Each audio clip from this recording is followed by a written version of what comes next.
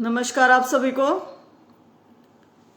जैसा कि आपने पढ़ लिया होगा कि ये लाइव सेशन एडीओ एग्जाम जो हुआ है अभी 16 अक्टूबर को, उसके रिगार्डिंग रहेगा।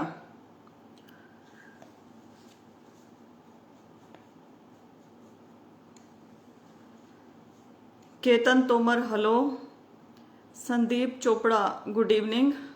गुड इवनिंग भाई Ketan. Balwant Singh Malhi Ram Ram. Rajkamal Nain hello. Sumit Kumar Jhanjharia good evening. Surender Dangi good evening. Good evening भाई। जोगेंद्र बेनीवाल नमस्ते। Suresh Kumar good evening. आप लोग जुड़ जाइए, हम लोग बड़ा ही महत्वपूर्ण सेशन ये करने वाले हैं और ये बड़ा ही पेचीदा सा मामला है और इसमें शायद मार्गदर्शन की कमी लग रही है मुझे, क्योंकि जो आपके डिमांड्स है ना, जो एक्चुअलिटी है और डिमांड्स है उसमें काफी डिफरेंसेस से नजर आ रहे हैं और आप लोग वेवर हो रहे हैं। तो क्या करना चाहिए वो मैं एग्जैक्टली बताऊंगी। रूपित गोयल, अंकित काद्यान, अजय कुमार, भारत कासवान, पंकज नायक, मंजीत कटारिया, राकेश नील, विनय कुमार वालिया, संदीप छूकर, Yogendra Barala, Kapil Malik, Bharat Kaswan. Whether same system will be followed? क्या madam? What same system? In what examination? In which examination you are asking? Rohit Narwal, मान सिंह, धनवीर सिंह, प्रदीप शोराण, साहिराम यादव। मैं एडवोकेट नहीं हूँ।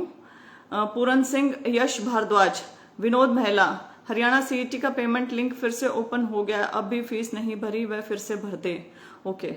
सिंह मयंक, पंजाबी में नाम लिखा हुआ है, मुझे पढ़नी नहीं आती। राम राम भाई। विनोद महिला, आदित्य राणा, जगदीप थोई, बदनाम Punjabi, what this name is, Aman Malik, Rohit Chawla, Sumit Goyal. Anyways काफी लोग जुड़ गए हैं और हम ना स्टार्ट करते हैं, बाकी लोग इवेंचुअली जुड़ते चले जाएंगे और जिन लोगों को देखना होगा वो पीछे से इसे देख सकते हैं। मैम हम आउटसाइड हरियाणा में रहते हैं तो हम अपनी तरफ से क्या कर सकते हैं? मैं बताती हूँ क्या कर सकते हैं आप लोग।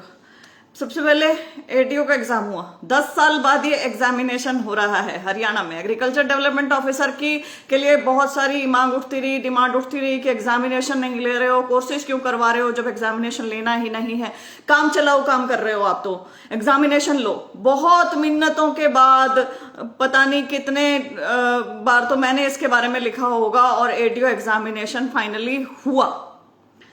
अब एडीओ एग्जामिनेशन 10 साल बाद भर्ती आती है 600 पोस्ट के लिए भर्ती आती है और भर्ती से 40 दिन पहले आता है सिलेबस। अब ये बड़ा ही अजीब सा था कि सिलेबस का 40 दिन पहले आना, और 40 दिन पहले आता है यूपीएससी का एग्रीकल्चर मेंस में जो एग्रीकल्चर ऑप्शनल है उसका सिलेबस डिट्टो उठा के दे दिया जाता है 2020 का। 2020 में इसलिए कह रही हूं क्योंकि वहां पर एक विजन 2020 मेंशन है उस सिलेबस में, जो यहाँ पे भी मेंशन था। मतलब कॉपी पेस्ट में भी ये पिछला देंगे। चलो ठीक है, कॉपी पेस्ट आपने कर दिया, दे दिया, लेकिन समय तो दें। समय नहीं दिया गया, 40 दिन का समय दिया गया केवल सिलेबस के बाद। और इस एग्जामिनेशन में कंडीशंस यह थी कि पहला नेगेटिव मार्किंग, दूसरा 50% अंक चाहिए थे उत्तीर्ण करने के लिए एग्जामिनेशन। 87.5% रिटर्न के, 12.5% इंटरव्यू के, ऐसे ही एग्जामिनेशन था। और 87.5% भी जब गिने जाएंगे ना, जब आप 50% का बार क्रॉस करोगे तभी आपकी आंसर कॉपी चेक होगी, तभी आप बुलाए जा रहे हो इंटरव्यू के लिए। यदि आप 49.5 भी रह जाते हैं तो आप फेल हो, आपको इंटरव्यू के लिए नहीं बुला रहे हैं। ये इसकी कंडीशंस थी जो मुझे बताई गई हैं। अब यहां पर गड़बड़ क्या होगी, सब कुछ तो क्लियर है। गड़बड़ ये हो गई, चलिए गड़बड़ पे थोड़ी लेट जाते हैं। जब ये आया 40 दिन पहले सिलेबस, तो बहुत सारे अभ्यर्थियों ने ईमेल किया कमीशन को, और अभ्यर्थी जाकर भी आए हैं, मिलके आए हैं सेक्रेटरी एचपीएससी से, और उन्होंने वहां पर अपनी बात रखी कि देखिए ये 40 दिन पहले आप सिलेबस दे रहे हैं, वो भी आईएएस का, तो हमें ना समय चाहिए पढ़ने के लिए। दूसरा, आप 50% वाली कंडीशन और ये जो आपने नेगेटिव मार्किंग ली हुई है, इसे वापस ले लीजिए कृपया करके, क्योंकि सिमिलर पे स्केल पे जो आपका हॉर्टिकल्चर डेवलपमेंट ऑफिसर का एग्जामिनेशन आपने करवाया, वेटरनरी सर्जन का करवाया, या जो भी है, उनमें ऐसी कोई भी कंडीशन नहीं है, तो आप एडीओ में ऐसी कंडीशन क्यों डाल रहे हैं? वाजिब सवाल था, लेकिन उस सवाल का कुछ नहीं हुआ, कोई जवाब नहीं मिला, और आप देख ही रहे हैं कि एग्जामिनेशन इस पैटर्न पर हो चुका है। अब एग्जामिनेशन हो गया है तो बहुत सारे अभ्यर्थी कंडीशंस की बात कर रहे हैं कि मैडम क्वालिफाइंग ये 50% की शर्त हटनी चाहिए या ये होना चाहिए। मेरे भाइयों और मेरी बहनों, जितनी आप मेरे को ये चीजें बता रहे हैं, आप अपना मतलब सोच के देखें कि क्या कंडीशन चेंज हो सकती है एडवर्टीजमेंट की। एक बार एग्जामिनेशन में बैठ गए तो यदि आप कोर्ट भी जाते हैं तो कोर्ट भी कहेगा आप फेल हो रहे हैं इसलिए आप ये चेंज करवाने की बात कर रहे हैं। तो ये इररिलेवेंट बात हो रही है बहुत ज्यादा। लेवल ऑफ एग्जामिनेशन की बात करूंगी यहाँ पे। लेवल ऑफ एग्जामिनेशन जो था वो रिसर्च के लेवल का था, पीएचडी के लेवल का बताया जा रहा है। जो एआरएस साइंटिस्ट लगते हैं एसआरएफ के लेवल का, मतलब एसआरएफ भी क्लियर ना कर पाए, क्योंकि मेरे पास अभी एक अभ्यर्थी का कॉल आया था थोड़ी देर पहले, वो ऑल इंडिया रैंक 50 है, एसआरएफ हैं, and he also found this question paper very tough.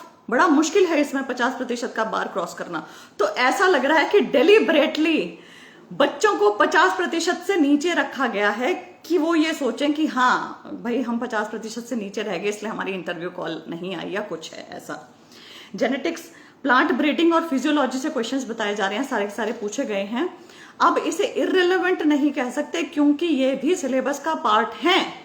अब मैं आपको जो भी बोल रही हूं आपने बहुत ध्यान से एक एक शब्द सुनना है, क्योंकि मैं आपको इसका सोल्यूशन भी बताऊंगी, तो ध्यान से सुनना। तो जो आपका जेनेटिक्स है, प्लांट ब्रीडिंग है, physiology, this portion was also part of your syllabus.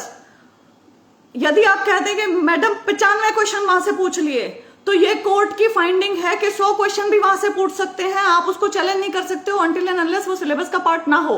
तो सिलेबस का पार्ट है, सिलेबस से पूछे गए हैं, इलीगल नहीं है। लेकिन कितनी डेप्थ तक पूछेंगे ये है हमारा सवाल, कि आपका ये जो एग्जामिनेशन है ग्रेजुएशन के लेवल का है। आप क्वेश्चंस पूछ रहे हो पीएचडी के लेवल के, आपने ग्रुप डी में भी यही किया था। ग्रुप डी में आपका 10वीं 12वीं के लेवल के पूछने थे, आपने पीएचडी के लेवल के वहां पर पूछ लिए। तो आप लगाना किसको चाह रहे हो इसमें, नौकरी किसको देना चाह रहे हो, या डेलिबरेटली किन लोगों को आप बाहर रखना चाह रहे हो, 50% का बार नहीं क्रॉस करने देना चाहते हैं, ये आप बताएं। आपने डेलिबरेटली ऐसा क्वेश्चन पेपर बनाया। और अब यहां पर मैं एक गंभीर आरोप लगाना चाहूंगी, और ये मेरे दिल से निकल रही है ये चीज, और ये हरियाणा सरकार के लिए है। हरियाणा सरकार, हमारे चेयरमैन और हमारे सेक्रेटरी एचपीएससी दोनों हरियाणा से नहीं है। क्या बात, हरियाणा के बच्चे हरियाणा में नहीं लगेंगे क्या? क्या बात, ऐसी कंडीशंस रखी जाएंगी जहां हरियाणवियों को हरियाणा से बाहर करने की साजिश हो रही है। कल ही जुडिशरी का मैंने रिजल्ट देखा है, 122 टोटल 122 जज जो लगे हैं हरियाणा में, हरियाणा जुडिशरी के थ्रू केवल 15 ही हरियाणा के अभ्यर्थी लगे हैं 122 में से। ऐसा क्यों?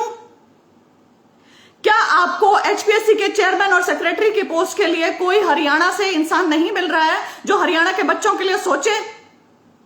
बहुत महत्वपूर्ण सवाल है, और मैं यहां पर मतलब ठोक बजा के ये चीज बोलती हूं, और मुझे रत्ती भर भी किसी का डर नहीं है कि आप लोगों ने यहां पर ये जो बड़ी बड़ी नौकरियां हैं ये प्रदेश से बाहर निकालने का काम कर दिया है, और जो हमारे लिए छोड़ दिए ग्रुप डी की। कानूनी दायरे में रहते हुए सब कुछ हुआ है, ठीक है।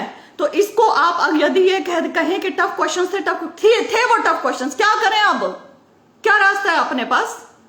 दूसरा, questions were not irrelevant because they were from the syllabus itself. ये भी चैलेंज नहीं कर सकते हैं। डेप्थ में पूछ लिया, इन डेप्थ में। अब ये तो पता क्या है, ये वहां पर क्या कहेंगे, कोर्ट भी क्या कहेगी। मान लीजिए आपने नर्सरी का पेपर देना है ना, 10वीं का पूछ रहे हैं, तो ये कहेंगे अरे हमने पूछा तो वही था ना, एप्पल के बारे में ही पूछा था। अब बच्चे, नर्सरी वाले बच्चे को तो इतना पता है कि एप्पल एक फ्रूट होता है, लाल रंग का होता है। लेकिन ये अगर पूछेंगे कि ये क्या कहते हैं, न्यूटन के सिर पे क्या गिरा था, ग्रेविटी की थ्योरी कैसे आई थी, ये वाले क्वेश्चंस पूछ के अपने आप को जस्टिफाई करेंगे, और ये जस्टिफाई हो भी जाएंगे। ये हमारे प्रदेश की विडंबना, आप क्या कहें, क्या है कि वहां पर आप इस चीज को चैलेंज ही नहीं कर सकते। तो जहां पे हम जो चीज चैलेंज नहीं कर सकते, let's do not talk about that, let's do not make it a point कि भाई हम इसके ऊपर कोई लीगल वो करने वाले हैं या इसी चीज को बार बार दोहराने वाले हैं, राइट। दूसरा, अब आप कहेंगे कि 40 दिन का समय दिया था, सिलेबस 40 दिन पहले दिया था, तो क्या आप उसके खिलाफ कोर्ट में गए या कहीं गए? कोई भी नहीं गया। और वहां पे कोर्ट का स्टैंड ये रहेगा कि 40 दिन का समय केवल आपके लिए नहीं, सबके लिए था, जो क्लियर करेंगे उनके लिए भी था। तो ये भी निराधार हो जाता है। क्या बोलेंगे अब वहां पर, बताए मुझे, हम क्या कहेंगे? 40 दिन का समय तो सबके लिए था ना, जो उत्तीर्ण करेंगे उनके लिए भी, जो अनुत्तीर्ण रहेंगे उनके लिए भी। 50% कंडीशन को क्रॉस करना, ये भी तो सबके लिए था ना। यदि आप लोगों को इतनी तकलीफ थी इस चीज से, तो क्यों नहीं गए? कोर्ट तो सीधा सीधा बोलेगी, एचपीएससी सीधा सीधा बोलेगा, सरकार भी सीधा सीधा ये बोलेगी।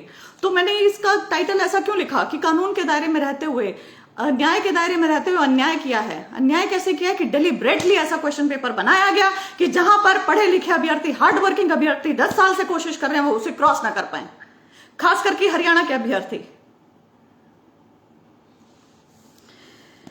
अब I guess something fishy is happening. पता नहीं किस सोच से कैसे ये आया है, लेकिन यहां पर मैं आपको अब तरीका बताती हूं। यदि आप सोच रहे हैं कि आप लीगल इसमें जा सकते हैं, सीधा कोर्ट जा सकते हैं, तो कोर्ट माध्यम नहीं है। ये अपने संपूर्ण एक्सपीरियंस से मैं आपको बता रही हूं। और अब ध्यान में रहना, ध्यान रखना कि मैं सिलेक्ट नहीं हुआ तो मैं हर भर्ती को कह दूंगा कि गलत हुआ है, करप्शन हुआ है इसके अंदर, तो राइट। अब हमारे पास एक ही पॉइंट बचता है, जो इंस्टेंसेस ऑफ करप्शन मुझे बताए जा रहे हैं, जो कि अब मैं लाइव में यहां पर इस वीडियो में बोल रही हूं। और जो भी सुन रहा है, पत्रकार बंधु सुन रहे हैं, क्योंकि वो मुझे बहुत ज्यादा सुनते हैं, उनसे भी अनुरोध करूंगी, और सरकार के जो भी नुमाइंदे सुन रहे हैं वो भी ध्यान से सुने। मेरे पास एक लिस्ट आई है डिस्क्रिपेंसीज की। एडीओ एग्जामिनेशन जो 16 अक्टूबर 2022 को कंडक्ट किया गया है, उसमें पहला है 1 स्टूडेंट जो 38 room number DAV senior secondary school Panchkula, उसको 2 आंसर शीट मिली है बिना किसी रीजन के, on recommendation of a person who came from outside. अब ये प्रूव कैसे करें? आप कह देंगे सीसीटीवी चेक कर लो, आप यही कहेंगे ना, लेकिन कोर्ट क्या कहेगा? Merely on the basis of apprehension कैसे आपको सीसीटीवी चेक करने देंगे? चलिए दूसरा हम उदाहरण पढ़ते हैं। दूसरा, 2 स्टूडेंट रूम नंबर 5 में गुरुकुल स्कूल सेक्टर 20 पंचकुला, उन्होंने अपना पेपर डिस्कशन से करा और कंप्लेन करने के बावजूद भी इन्विजिलेटर ने कहा कि तू अपना काम कर ले। एंड एक लड़की जो सेम रूम में थी, वो किसी पुलिस ऑफिसर के साथ आई है और उसने भी अपना एग्जामिनेशन डिस्कशन के साथ किया है, मतलब डिस्कशन करके किया है उसने अपना एग्जामिनेशन। तीसरा, एक स्टूडेंट की एंट्री 1 घंटे बाद होती है आंसर शीट के साथ room number 10 Hansraj public school sector 6 Panchkula में। भवन विद्यालय sector 15 Panchkula, OMR sheet 2 students की चेंज हुई है पेपर के बीच में, रूम नंबर 3 और room number 12 second floor. Some students openly discuss their paper, और इन्विजिलेटर ने उनको नहीं किया, मना नहीं किया। इसके बाद एक स्टूडेंट एंटर करता है एग्जामिनेशन रूम में 1 घंटे बाद with answer sheet, room number 8 Jainendra public school sector 1 Panchkula में। एक स्टूडेंट मोबाइल फोन लेके आता है उसके साथ एग्जामिनेशन रूम में, room number 9 Hansraj public school sector 6 Panchkula, और इन्विजिलेटर को कहता है कि मैं मिस्टेक से मोबाइल ले आया हूं और मुझे अपना मोबाइल बाहर रखना है। तो इसका मतलब कोई मेटल डिटेक्टर्स भी नहीं थे। अरे तुम्हारी जो ये कंडीशंस होती हैं कि मेटल डिटेक्टर्स होने चाहिए, जैमर्स होने चाहिए, वीडियोग्राफी होनी चाहिए, और ये आप रेटिना स्कैन पता नहीं क्या क्या बायोमेट्रिक कराएंगे, और सीसीटीवी कैमरा हर रूम में होना चाहिए, उन कंडीशंस का क्या? इसके बाद room number 5 brilliance world senior secondary school sector 12 Panchkula में एक पर्सन आते हैं एग्जामिनेशन रूम में और ओएमआर शीट ले जाते हैं कि एब्सेंट कैंडिडेट की ओएमआर शीट अपने साथ ले जाते हैं। कहते हैं मैं खुद एब्सेंट मार्क कर दूंगा। ये वहां बैठे हुए बच्चों ने बताया। और गवर्नमेंट स्कूल सेक्टर 1 पंचकुला में सिटिंग अरेंजमेंट इतना क्लोज था कि कैंडिडेट्स अपना पेपर पूरा डिस्कस करके कर रहे थे, साथ साथ बैठे हुए थे, चारों रो भर रखी थी। और रूम नंबर 203 में तो एक कैंडिडेट को 20 मिनट के बाद भी एग्जामिनेशन हॉल में एंटर करने दिया गया, एग्जाम करने दिया गया। अब आप सब मुझे ये कहेंगे, सारे मेरे अभ्यर्थी भाई बहन, एचएयू के बहुत सारे कैंडिडेट्स मुझे सुन रहे होंगे, और जितने भी लोगों ने एडीओ का एग्जामिनेशन दिया है, तो मैं आपको ये बताना चाहती हूं कि आपने ये मेरे को एग्जाम्पल्स दिए, उदाहरण दिए, मैंने हरियाणा को ये उदाहरण बता दिए। अब आप ये जाकर यदि बोलते हैं बाहर, मान लीजिए कोर्ट में, तो onus of proving this lies on you. How are you going to prove it? आप कहेंगे कोर्ट को कि सीसीटीवी देख लो। कोर्ट नहीं देखेगा सीसीटीवी। कोर्ट कहेगा कि आपके पास बेसिस क्या है कि आप बोल रहे हो। कल को तो जिसका एग्जामिनेशन नहीं होगा वो बच्चा उठ के आ जाएगा और कहेगा कि भाई इस पेपर में तो करप्शन हुआ है, इसमें चीटिंग हुई है, और आप ना देखो इसमें चीटिंग हुई है, इसमें 4 बच्चे ऐसे बात कर रहे थे और आपस में पेपर कर लिया उन्होंने ऐसे, और वहां पे 1 घंटे बाद कोई आया है, एंट्री लेके आया और उसने ऐसे चीटिंग करके पेपर कर लिया। और आप देखो कोर्ट का काम, अगर कोर्ट ऐसे केसेस लेने लग गया ना तो कोर्ट का काम ठप बैठ जाएगा। कोर्ट आपका अभी स्टेज पे एंटरटेन नहीं करेगा। तो यदि अभ्यर्थी वहां पर अभी ये सोच रहे हैं कि उन्हें कोर्ट जाना चाहिए, तो मैं कहूंगी रुको, ये स्टेज नहीं है जाने की। ठीक, आपके पास ये सब चीजें आ गई हैं। अब एग्जैक्टली आपको क्या करना है?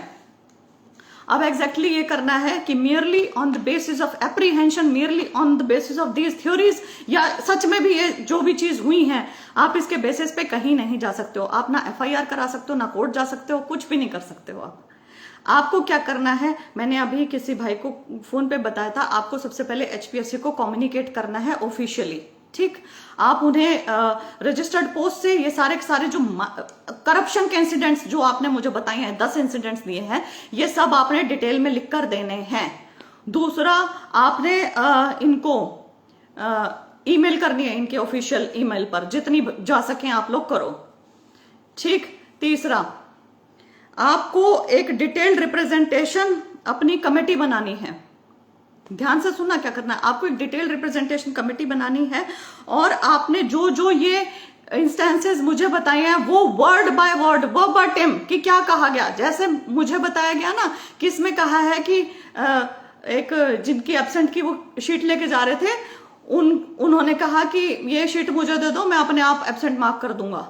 तो ये जो वर्बटिम है ना, जो उनके मुंह से वर्ड्स निकले हैं, यदि आपको याद है तो वर्ड बाय वर्ड वो लिखने हैं, पूरे इंस्टेंसेस। एक डिटेल्ड आपको रिपोर्ट बनानी है, उस रिप्रेजेंटेशन कमेटी को एक रिपोर्ट बनानी है। रिप्रेजेंटेशन कमेटी किसकी रहेगी? कैंडिडेट्स की रहेगी।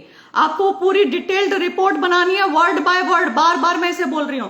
और जिन जिन अभ्यर्थियों के साथ ऐसा हुआ है, जिन्होंने ऐसी चीजें नोटिस करी हैं, उनके लिए ध्यान से, क्योंकि HAU के बहुत सारे कैंडिडेट्स होंगे वहां पर, वो ध्यान से सुने कि जो भी वहां पर हुआ है उसका आप एफिडेविट बनाएं, एफिडेविट दें, सेल्फ अटेस्टेड या नोटरी से अटेस्ट करवा लें। ठीक है, नोटरी के सामने अटेस्ट कर दें। वो एफिडेविट्स आपको कलेक्ट करने हैं सबने। मान लीजिए एक रूम में 10 बच्चे बैठे थे और उन्होंने देखा भाई एब्सेंट कैंडिडेट की लेके जा रहे हैं आंसर कॉपी, वो OMR। एक रूम में 30 बच्चे बैठे और उन्होंने देखा कि भाई एक लड़की 1 घंटे बाद आ रही है, या 20 मिनट बाद आ रही है, या एक लड़का 1 घंटे बाद आ रहा है और आके पेपर कर रहा है, तो वे सारे अभ्यर्थी इकट्ठे होके एफिडेविट्स लिखेंगे।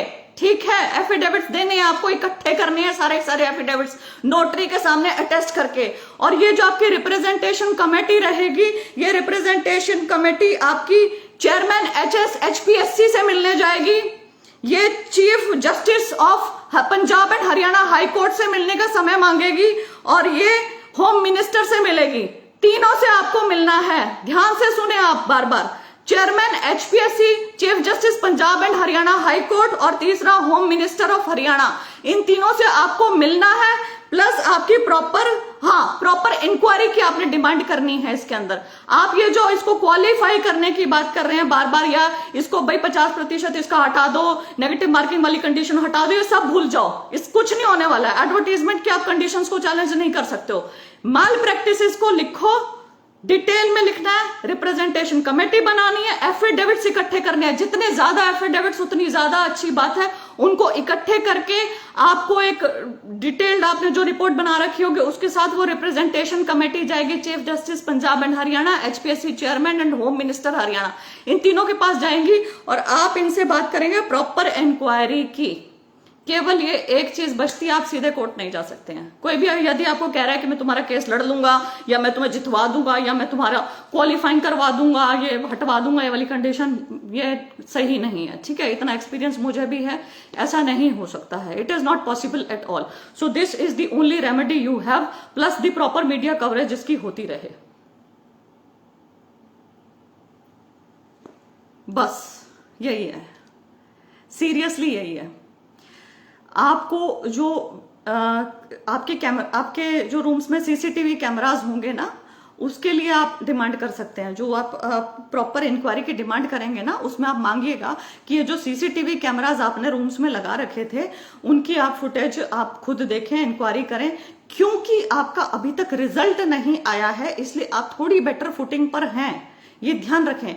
द मोमेंट रिजल्ट आ जाता है तो सीधा सीधा लग जाएगा, या फिर अभी भी थोड़ा बहुत लग ही रहा होगा आपके ऊपर आरोप। मैं झूठ नहीं बोलूंगी कि ये बच्चे फेल हो रहे हैं इसलिए ये ऐसे कर रहे हैं, ये आरोप तो आएगा। लेकिन यदि आपके पास प्रॉपर चीजें होंगी ना, आपने एफिडेविट्स इकट्ठे कर लिए, नोटरी के सामने साइन करके वो एफिडेविट्स इकट्ठे करना, उससे क्या होगा कि कोई भी अभ्यर्थी बाद में बैक नहीं कर सकता है। बिल्कुल सच लिखना, झूठ मत लिखना, जो भी चीज हुई है वो सच लिख के उसको साइन करना है। वो सारे एफिडेविट्स आपके पास 10 होते हैं, 20 होते हैं, 50 होते हैं, 100 होते हैं, जितने ज्यादा होते हैं उतना अच्छा है। उनको इकट्ठे करके एक पूरी डिटेल में रिपोर्ट बनानी है। बार बार मैं ये चीज बता रही हूँ, पूरी डिटेल में वर्बटिम, वर्ड बाय वर्ड, एक एक चीज लिखनी है कि वहां पे ऐसा हुआ, इतने ऐसा हुआ, ऐसा हुआ, ऐसा हुआ। वो सारे लिख के आपको तीनों जगह रिप्रेजेंट करना है, ठीक है। और उसका जो डिटेल आप सब लोग मुझे भी लिख के भेज दीजिएगा। मेरे साथ जुड़े हुए हैं खैर एडीओ के यहाँ पे अभ्यर्थी, तो वो चीज मेरे पास भी आएगी, ठीक। उसकी प्रॉपर मीडिया कवरेज होनी चाहिए, पूरे हरियाणा को पता लगना चाहिए कि क्या हुआ है। क्योंकि यदि ये ऐसे इंसिडेंट सच में हुए हैं, माल प्रैक्टिस हुई है, फेवरेटिज्म हुआ है, चीटिंग हुई है, करप्शन हुआ है, तो ये बेहद गलत है। फिर ये एग्जामिनेशन स्टैंड नहीं करेगा। लेकिन यदि आप बार बार कहते हैं कि ये 50% की ये वाली शर्त ये काम नहीं करेगी, इसके लिए I will advise you against it. Do not go into those things which can not be changed, okay. अभी यदि आपका कोई भी सवाल हो तो मैं उस सवाल को ले लेती हूँ। मैंने आपको बता दिया है क्या करना है। मुझसे आपको कुछ भी जानकारी यदि और चाहिए या कुछ भी और भी जानना है तो आप मुझे लिख सकते हैं। मुझसे एडीओ के कैंडिडेट जुड़े हुए हैं, एसआरएफ हैं, एक अभी जिनसे मेरी बात हुई थी, ऑल इंडिया रैंक बिलो 50 वो बता रहे थे, तो वो हैं, तो वो मुझसे सीधा चैनल रख सकते हैं। Yes, there is one more information I would like to share with you. वो ये है कि अभी 9:10 पर आज ही एक ट्विटर ट्रेंड चला रहे हैं एडीओ के अभ्यर्थी। हैशटैग मैं बता रही हूं क्या रहेगा, हैशटैग रहेगा justice_for_ADO_एस्पिरेंट्स। इसमें एडीओ कैपिटल में है, बाकी सब स्मॉल में है, जस्टिस फॉर एडीओ एस्पिरेंट्स, ये ट्विटर हैशटैग रहेगा। इसमें मैं हरियाणा के सभी लोगों को कहूंगी कि जो लोग भी भर्ती संबंधित मुद्दों पर गंभीर रहते हैं या वैसे भी हरियाणा के युवाओं के प्रति संवेदनशील हैं, तो वे सब इस ट्रेंड में बढ़ चढ़कर हिस्सा लें। 9:10 एग्जैक्टली ये ट्विटर कैंपेन है, ये स्टार्ट हो जाएगा। कृपया करके इसमें जरूर भाग लें। अभी मैं क्वेश्चंस लेती हूँ, जो एडीओ वाले होंगे वो क्वेश्चंस प्लीज आपका यदि कोई क्वेश्चन है तो आप लिखें। Thanks ma'am for support Vijender Kasana. It's okay brother, धन्यवाद। सन्नी मलिक, जेबीटी भर्ती के लिए भी आवाज उठाओ मैम। ठीक है ब्रदर। सुमित कुमार झाझरिया, मैम क्या फैकल्टी की कमेटी बनवाने की मांग कर सकते हैं क्या फैकल्टी एग्जामिनेशन देने गई थी? एग्जामिनेशन देने के लिए कौन गया था? पीड़ित कौन है? पीड़ित ही कमेटी बनाएंगे अपनी। आप यदि कहोगे मैम आप हमारी कमेटी की मेंबर बन जाएं और आप हमें रिप्रेजेंट करें, this will be very wrong, because मैं एग्जामिनेशन में नहीं बैठी हूं, मुझे नहीं पता है। तो मैं मियरली, आप ये सोचे पूरा आप ना कोर्ट की तरह, मतलब कोर्ट की तरह, जज की तरह सोचें कि भाई श्वेता तूने एग्जाम नहीं दिया तो कैसे कह सकती है कि भाई वहां पे ऐसे चीटिंग हुई थी। मैं भी क्यों विश्वास करूं आपके ऊपर कि वहां पे चीटिंग हुई थी? यदि वहां पे इंसिडेंट्स ऐसे हुए भी थे, समझने की कोशिश करें मैं जो आपको समझाना चाह रही हूं, तो वो कलेक्टिव लोग मिलके कहेंगे ना, 30 बच्चे यदि उस रूम के लिख के देते हैं कि हाँ यहां पर हुआ है, ऐसा सच में हुआ है, तो वो सुनी जाएगी बात, ठीक। कोर्ट में भी नहीं जा सकते हैं सीधा, कोर्ट ऐसे मामले एंटरटेन नहीं करेगा। हरियाणा पुलिस का भी बता दो मैम, क्लियर होगा या नहीं इस डेट पर? ब्रदर अगली डेट पर कैसे बता सकते हैं? और हरियाणा पुलिस वालों के लिए तो मैं हाथ जोड़कर यही कहूंगी कि योग्य का चयन हो, बस 28 को आ रहा है, भगवान करे जो ठीक हो वही हो। जस्टिस फॉर एडीओ नहीं, ये है justice for ADO aspirants, hashtag justice for ADO aspirants, ठीक है।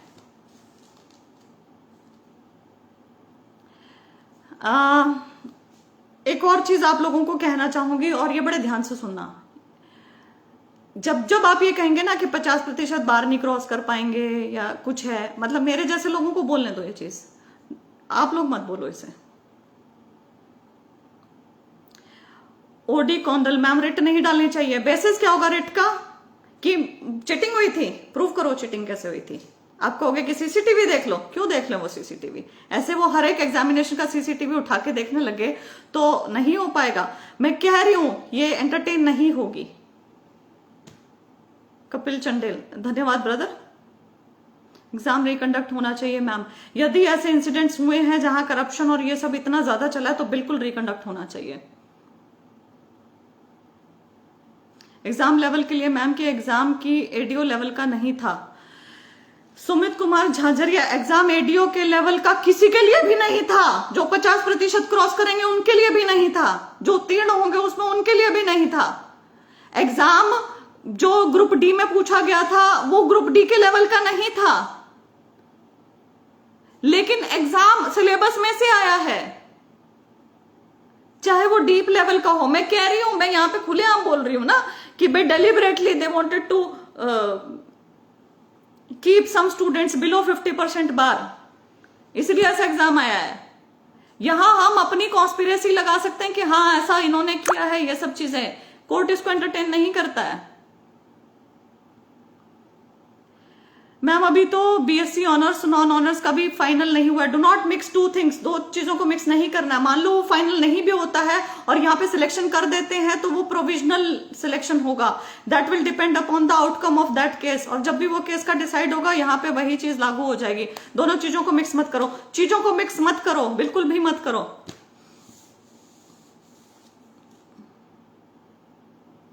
एडीओ नहीं, ये एडीवीटी थी, एडवर्टीजमेंट थी।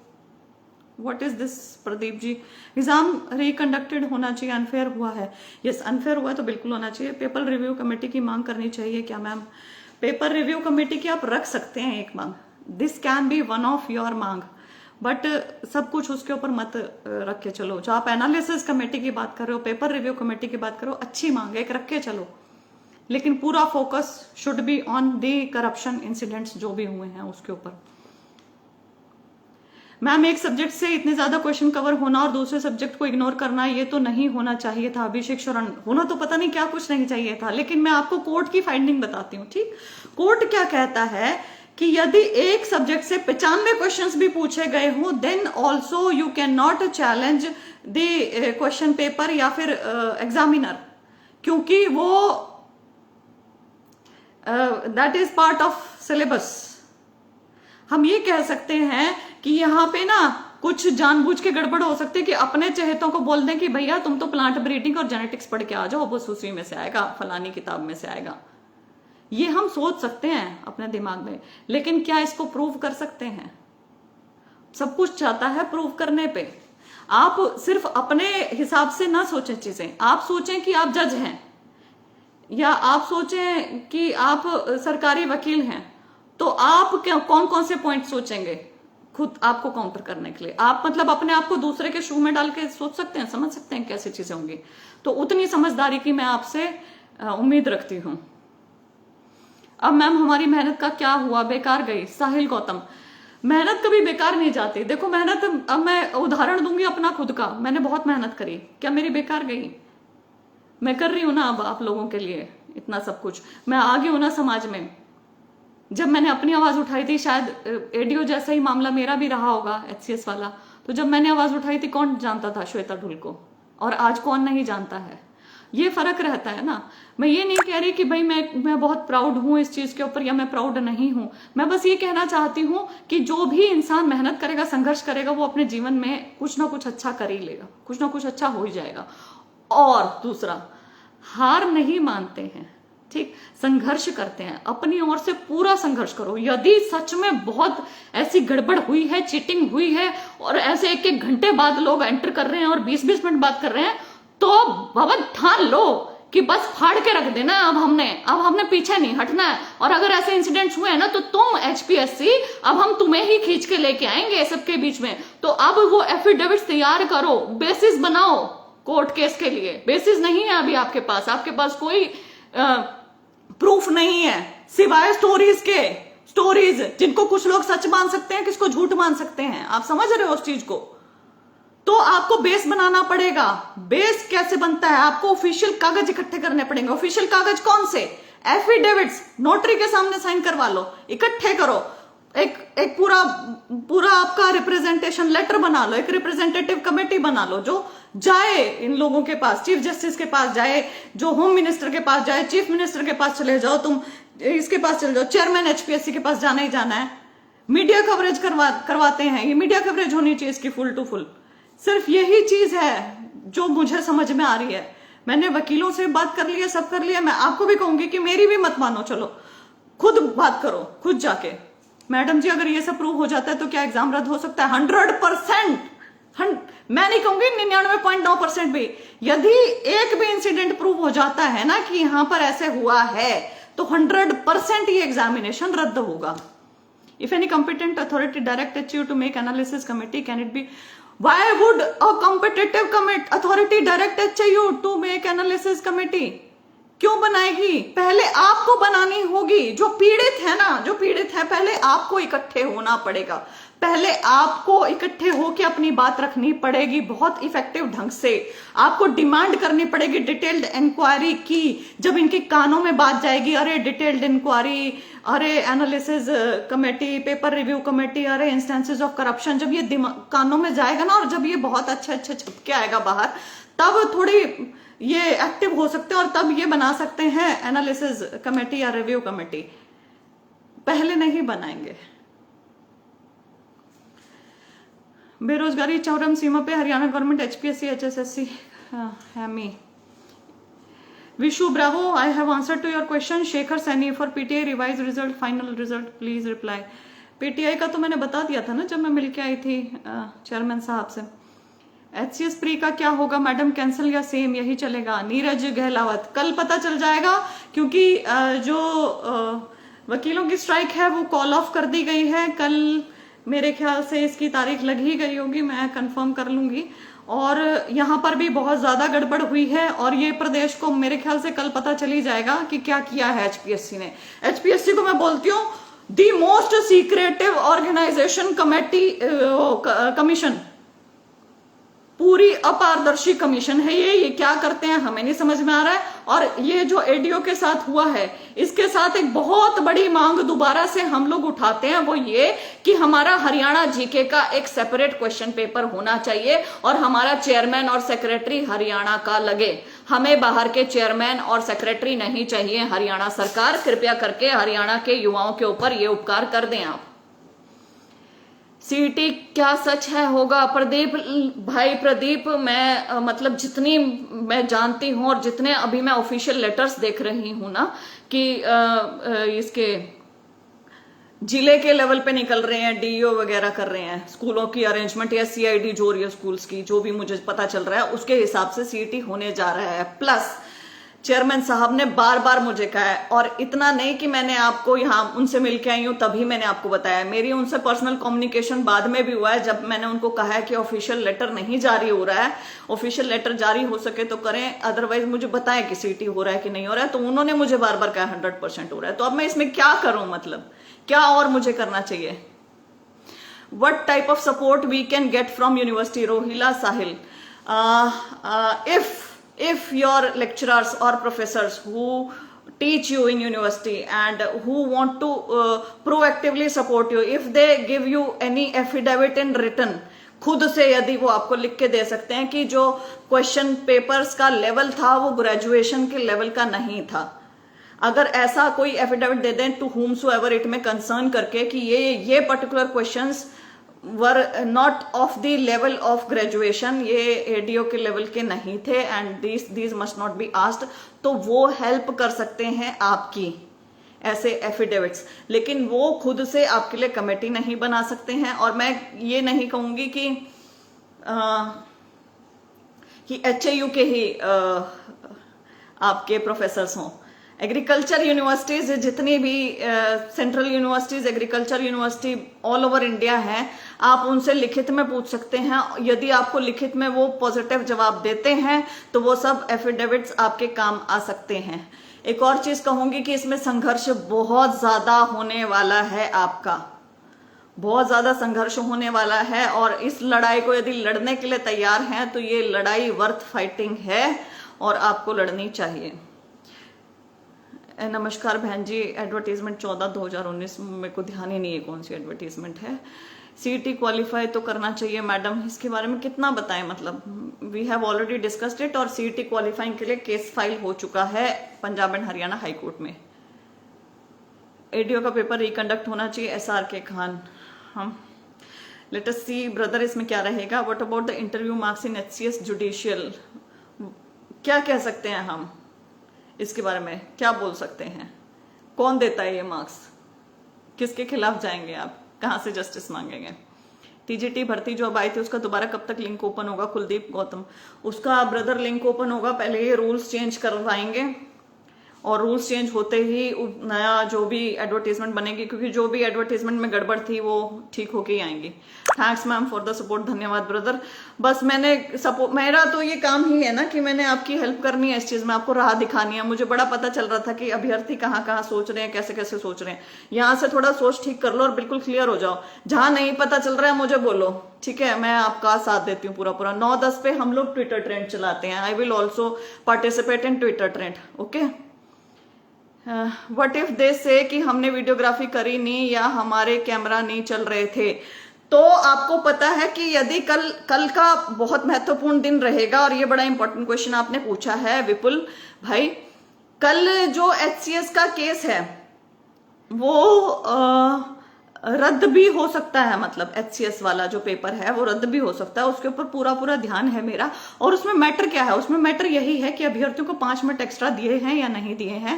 हैश वाला वो आपको शायद पता होगा यदि आप फॉलो करते हैं मुझे तो, या HCS एग्जामिनेशन आप में से किसी ने भी दिया है तो वीडियोग्राफी हुई है, मतलब रूम्स में CCTV कैमरास थे और CCTV कैमरा HPSC ने कहा कि हमने 5 मिनट एक्स्ट्रा नहीं दिए हैं और अभ्यर्थी कहते 5 मिनट एक्स्ट्रा दिए हैं। तो उसमें एफिडेविट्स लगे हैं बहुत सारे, ठीक है।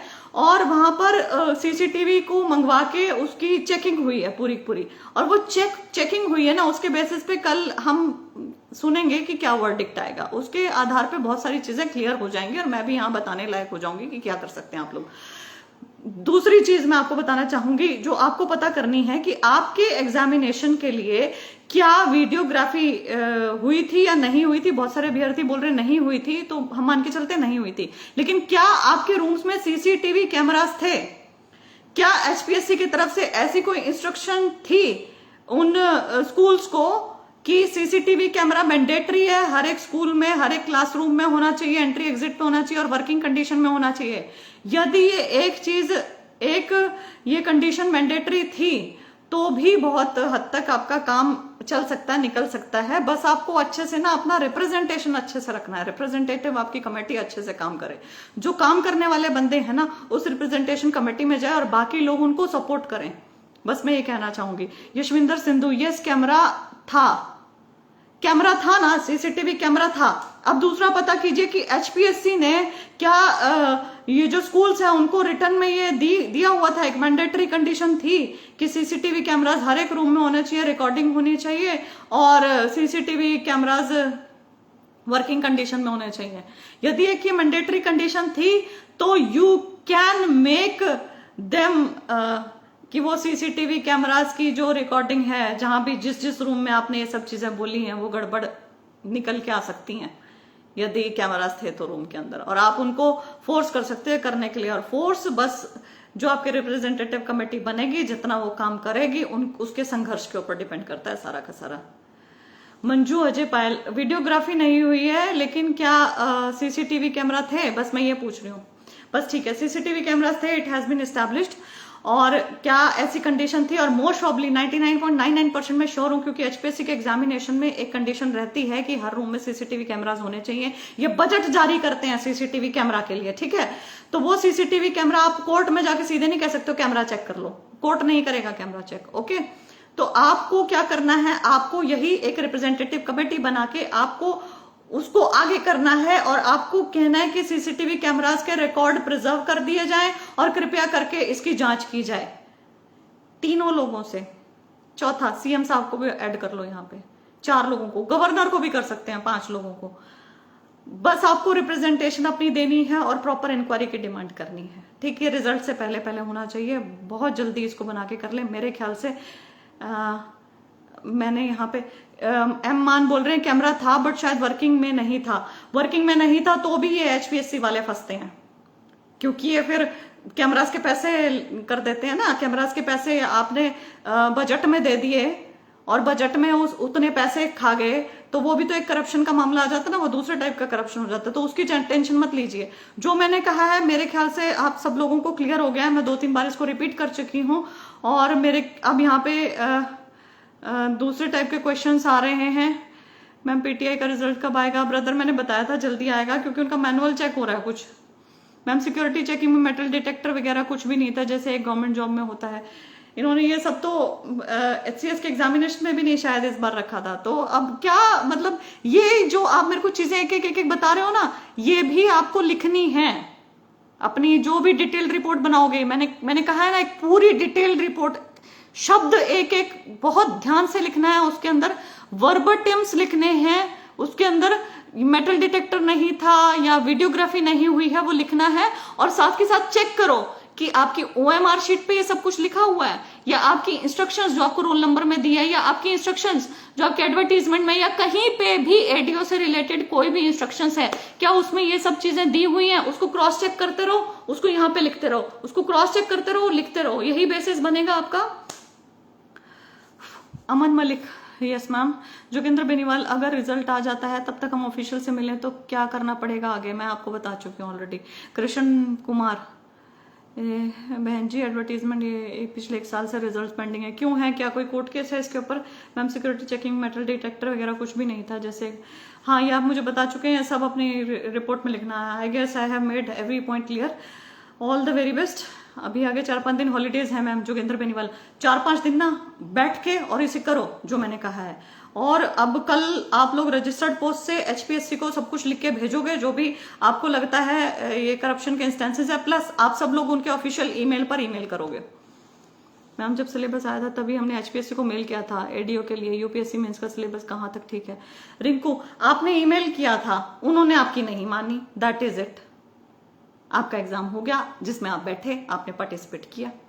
अब जो ठीक है या नहीं है वो तो सवाल बचता ही नहीं है ना, वो प्रोसेस ऑलरेडी हो चुका है। यदि ठीक नहीं था तो उस समय कोर्ट केस होना चाहिए था, नहीं हुआ तो आप प्रोसेस में पार्टिसिपेट कर चुके हैं, अब उसको कह नहीं सकते हैं कुछ भी।